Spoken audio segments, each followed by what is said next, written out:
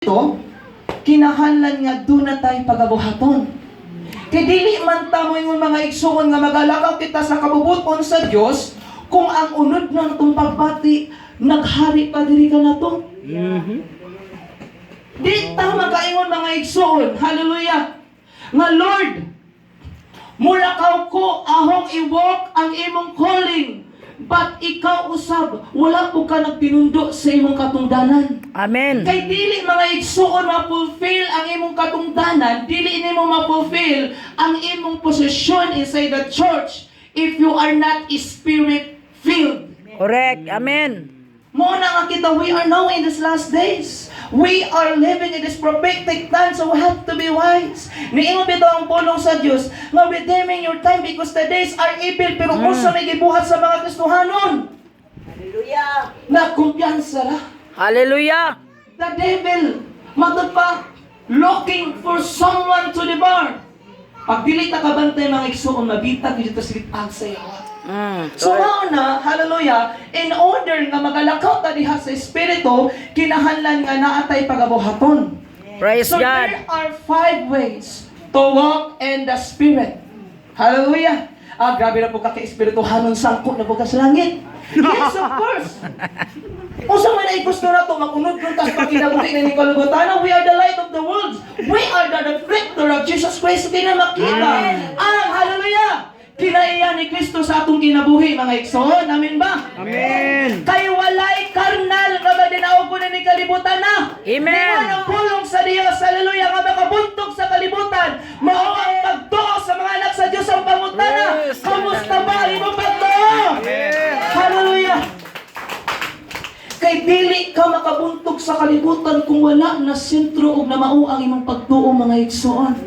Dili pwede, mga igsoon, hallelujah, nga nagatuo ka sa Dios, apan hallelujah, naapil-apil po tas lingaw sa kalibutan. Ginatawag na mga igsoon nga hypocrite. Tigpakarong ingnon. Dili gusto sa Dios nga atong hugawan ang atong biste. Amen. Dili man pwede, mga igsoon, hallelujah, nga Domingo ra ka maglaba. Importante sa atong kinabuhi nga matag adlaw-adlaw ta maglabas sa atong biste. Kay aron, hallelujah, malipay ang Dios.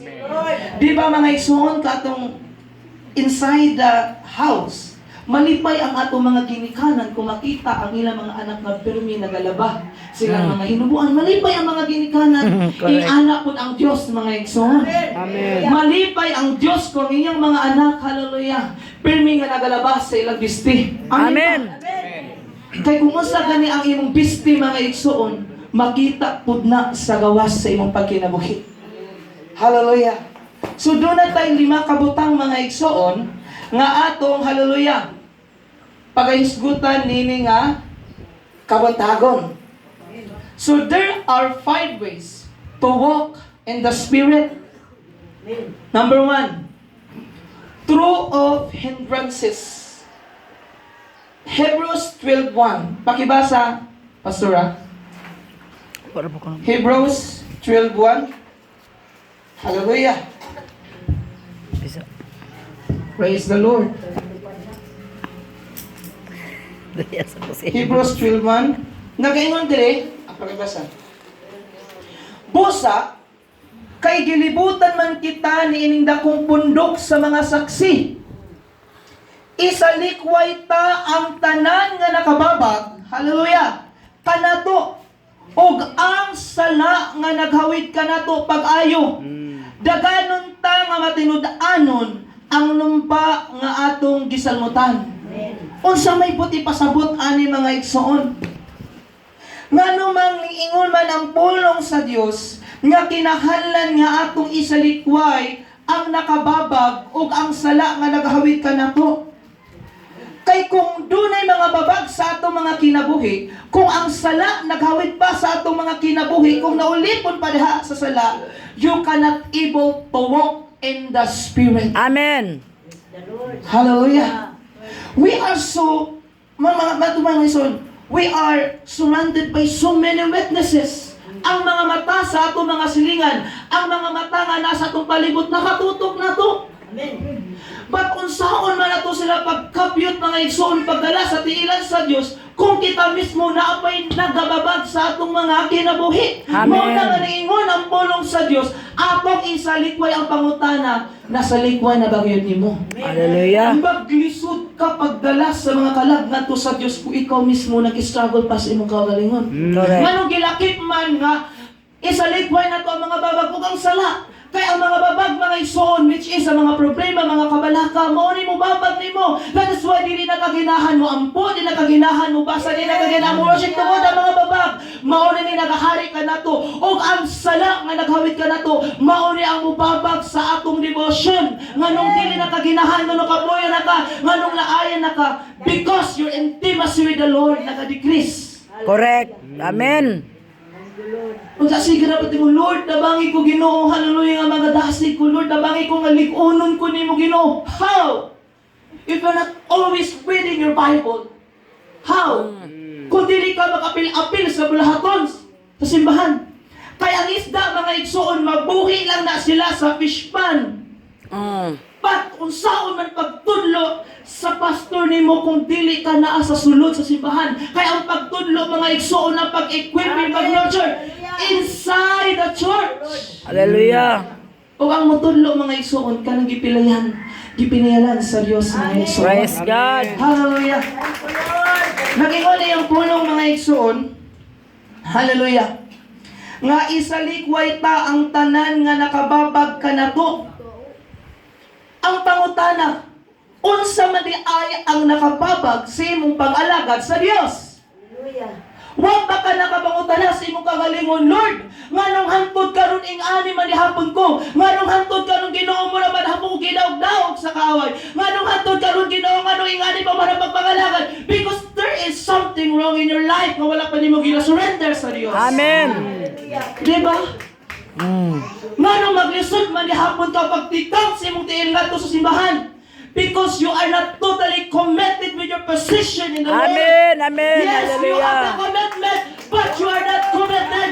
Ang gikinahalan sa Ginoo karon, mga tao nga committed diha sa bulahaton sa Ginoo.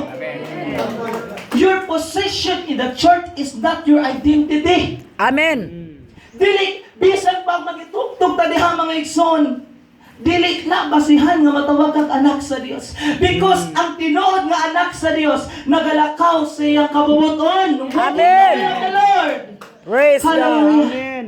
Sa una, maglisod mo ko pagpangalagad, pastora, kay mumista mo nang ko.